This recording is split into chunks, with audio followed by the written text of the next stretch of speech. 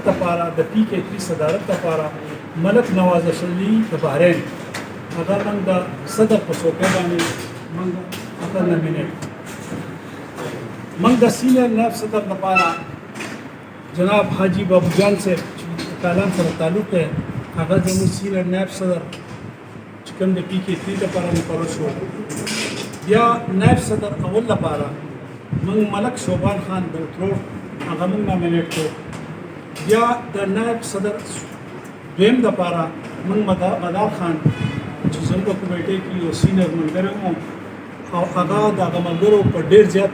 د هغه ورکرانو د هغه علاقې ورکرانو په فرمایش باندې هغه ته موږ یو اهم عہده څوکۍ کمیټیستان ته ورکړه. هغه نائب صدر دویم شو او نائب صدر دویم لپاره شاهنظر خان چې کوم چیرمن صاحب په نوم یادېږي او ډېر د پارټۍ یو اهم ورکر دی هغه هم د کالام سره تعلق ساتي او شورون کالام سره تعلق ساتي. دا شان موږ د جنرال سیکرټري لپاره چې کومه زموږ د چیرمنشپ د میر لپاره عہدیدارو سید حکیم شاه چې د هغه خدمات د چا نه پټ پناه نه دي او موږ هغه د جنرال سیکرټري په توګه باندې هغه موږ نامینیټ کړو او اتفاق رایې سره. بیا په دې کې زموږ سره بل عہده چې کوم دی جنرال سیکرټري پسې هغه ډیپټي جنرال سیکرټري دی او هغه زموږ د ډېر زمانې یو ورکر بلکې د چمګړی چې چمګړی زموږ ملي علاقه نه ده د هغه نور مشران هم ډېر عزتمن خلک دی. انشاءالله العزیز په دې کې کور کمیټه کې به هم راځي په ضلع کې به هم راځي لیکن چونکې دیدنګل یو ینګ دی او هغې کې یو جذبه وه موږ د ایډیشنل جنرال سیکرټري لپاره ملک دیدنګل تجویز کړو. بیا زموږ یقینا دا یو زموږ غلطي شوې وه چې په کار دا موږ اسکافس کړی وو زموږ چې توروال کې دا وي سي کې د پیپل پارټۍ ټول ممبران چې کوم دی منتخب شوي دي او چیرمین هم زموږ د پیپل پارټۍ نه چې کوم دی رضاق راغلی دی او ډېر ښه هلک دی او هغې کې ډېر زیاته کوالټي وه هغه موږ په دغه وجه باندې هغه ډیپټي جنرال سیکرټري چې کوم دی هغه د قیدام وي سي سره تعلق دی او هغه د ویلیج کونسل چیرمین دی هغه موږ نامینیټ کړو. بیا په دې کې زموږ کوم چې جاینټ سیکرټري اول دی هغه موږ غور و خوض باندې چونکې هغه زموږ د کمیټې ممبر هم وو خو زموږ د ملګرو او ورکینګ کمیټې هم وو د نورو شاته چې کوم ورکر وو هغو ټولو دغه یو مطالبه وه چې ملک نواز صاحب د عین دی چې هغه موږ جوینټ سیکرټري لپاره موږ نامینیټ کړو. بیا دغه شان موږ بختیالي خان میادم چې هغه نامي ګرامي شخصیت دی او د میادم د پیپل پارټۍ یو بنیادي ورکر دی او هغه موږ د جوینټ سیکرټري لپاره چې د هغه په تعلق د میادم سره د پی کې 3 په تنظیم کې هغه موږ راوستو. بیا اوتروډ کې چونکې یو د موږ ورکړی او نائب صدر اول خو ګبرال او دوه وي سیز دي یو اوتروډ دی یو ګبرال دی نو ګبرال لپاره موږ محمد حیات خان چې کوم دی نو هغه هم موږ جوینټ سیکرټري سویم واخیستی شو.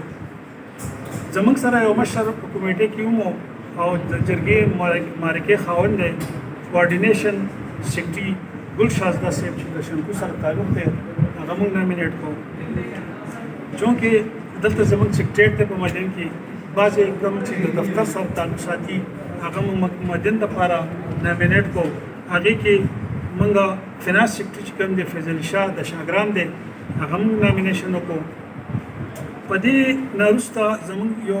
کونسل کې یو کس د بانکیال نه راغلی و نواز ملک راغلی و او موږ سره یو ډېر اهم تکړه کس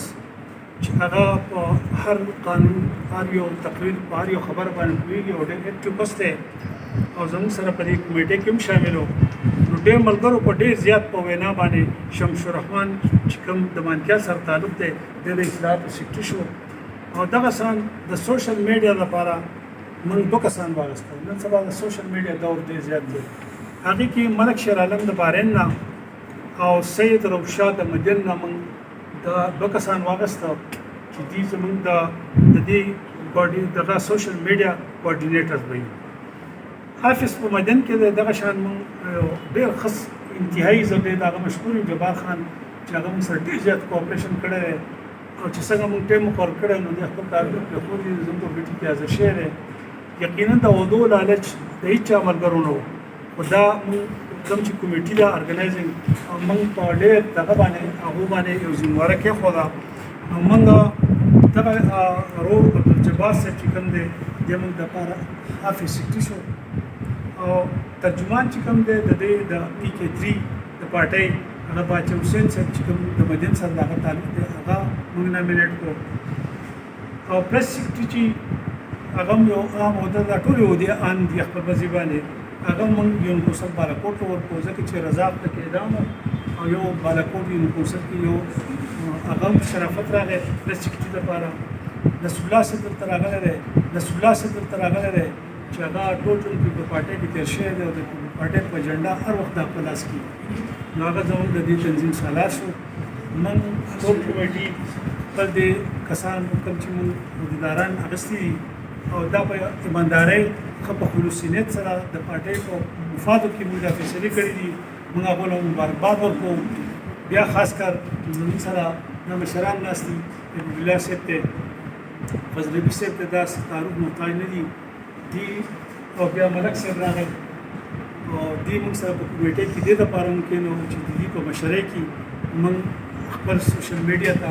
خپل دا پریس کانفرنس درلودو الله تعالی دې د دې حامي او ناصر شي د کوم تنظیم چې جوړ شو الحمدلله زموږ ټول ملګري چې څومره دي دې ته ډېر ښه په دروند نظر ګوري او امیدونه دې ډېر وابسته دي انشاءالله چې کېږي به خو زه به تا ته یو لنډ دغه درکړم چې داسې اشارتن خبره د آصف علي زرداري اشارتن یو خبره شوې چې زه غواړم چې بلاول بټو زما په ژوندانه وزیر اعظم جوړ شي نو دا درته وایم چې دا تا ته ایډوانس کې دا خبره کوم چې راتلونکي سپټمبر دی د بلاول بټو به انشاءالله وزیر اعظم کېږي د پاکستان